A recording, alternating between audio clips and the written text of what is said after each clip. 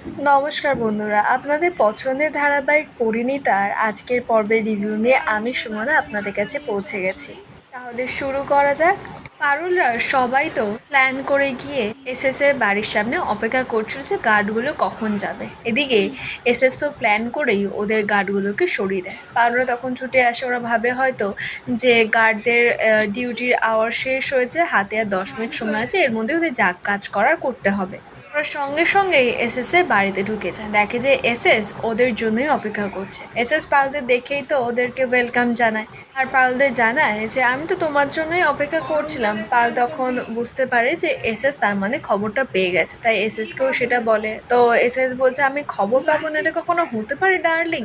পারুল তো এসেছে, ওর দাদার গায়ে গুলি লেগেছে বলে তার বদলা নিতে সেটা এসএসকেও বলে। এসএস বলছে তোমাদের কত সাহস, তাই না? তুমি আমার কাছে এসেছো আমাকে ধরবে বলে, তোমার দাদার বদলা নেবে বলে। এবার দেখো না তোমাদের অবস্থা কি করি আমি। এক্ষুনি আমি 3 কাউন্ট করলেই কারা কারা আসে শুধু দেখো আর কি হয়। এসএস তো 3 গোনা মাত্রই হঠাৎ করেই 3-4 জন লোক পিছন থেকে এসে পারুলদের মাথায় জোরে আঘাত করে, ওরা সঙ্গে সঙ্গে অজ্ঞান হয়ে যায়। এসএস খুব খুশি হয়েছে, এবার ভেবেই নিয়েছে যে পারুলদেরও এমন শাস্তি দেবে যে ওরা সারা জীবনের মতো মনে রাখবে।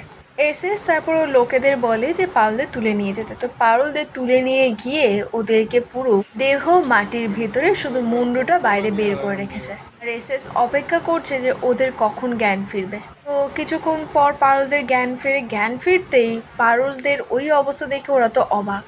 এসএস তো একেবারে রেডি হয়ে আছে হকি স্টিক নিয়ে, মানে বোঝা যাচ্ছে পারুলদের নিয়েও হকি খেলবে। এসএস পারুলকে বলছে যে ঘুম ভাঙলো পারুল? তখন রায়ান রেগে মেগে এসএস কে বলছে যে আপনি কি করতে চাইছেন আমাদের সঙ্গে। এসএস তো কোনো ব্যাপারে কোনো যায় আসে না। রায়ান আর পারুল তো পুলিশের ভয় দেখাচ্ছে যে ওরা পুলিশ প্রোটেকশন নিয়ে এসেছে, যদি ওদের কিছু হয়ে যায় তাহলে এসএস বাঁচবে না। এসএস ওদের কথায় হাসছে আর বলছে আগে নিজেরা বেঁচে থাকো, তারপর তো এইসব জ্ঞানের কথা বলবে, তাই না? সংযুক্তা তো আরও অনেক প্ল্যান করেছে যে পারুলদেরকে এই গার্ডেনে মেরেই এদেরকে এখানে পুঁতে রাখবে, কেউ কোনো খোঁজ খবরও পাবে না। পুলিশ হন্যে হয়ে খুঁজবে, ওদের কোনো খোঁজ খবর পাবে না। পারুলও তো বলছে যে আপনি কিচ্ছু করতে পারবেন না। এসএস তো কারোর কোনো কথাই শোনে না, ও তো একেবারে আট ঘাট বেঁধে নেমেছে, এবার পারুলদেরকে ও শেষ করেই ছাড়বে। রায়ানও চিৎকার করছে, পারুল মল্লার সবাই চিৎকার করছে। এসএস এর কোনো যায় আসে না, কারণ আশেপাশে তো কোনো ঘর বাড়ি নেই 2 কিলোমিটারের আশেপাশে, তো কেউ তো শুনতেও পাবে না, তাই এসএস এর কোনো যায়ও আসে না। এবার এসএস হকি খেলবে বলে বল নিয়ে এসে আর কিছু গ্লাস নিয়ে এসে, গ্লাসগুলো রায়ানদের মাথার উপরে বসিয়ে বলছে যে এর উপরে একটা করে বল থাকবে, যার বল আগে পড়বে তাকে এসএস আগে মারবে। পারুলের সকলের খুব টেনশন হচ্ছে, মল্লারের তো খুব ভয় লাগছে। মল্লারের ভয়ে আগেই গ্লাসটা পড়ে যায়। এসএস তো টার্গেট করেই নিয়েছে এবার মল্লারকে মারবে বলে, সঙ্গে সঙ্গে হকি স্টিকটা দিয়ে বলটা জোরে ছুঁড়ে মারে একেবারে মল্লারের মুখে।